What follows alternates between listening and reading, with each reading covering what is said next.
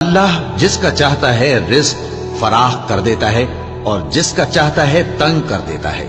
اور کافر لوگ دنیا کی زندگی پر خوش ہو رہے ہیں،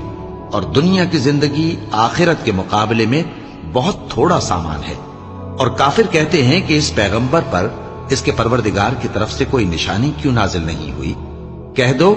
کہ اللہ جسے چاہتا ہے گمراہ کرتا ہے، اور جو اس کی طرف رجوع ہوتا ہے اس کو اپنی طرف کا رستہ دکھاتا ہے، یعنی ان کو جو ایمان لاتے اور جن کے دل اللہ کی یاد سے آرام پاتے ہیں ان کو۔ اور سن رکھو کہ اللہ کی یاد سے ہی دل آرام پاتے ہیں۔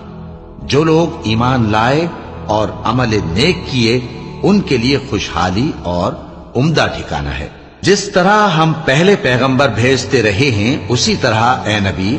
ہم نے تم کو اس امت میں جس سے پہلے بہت سی امتیں گزر چکی ہیں بھیجا ہے،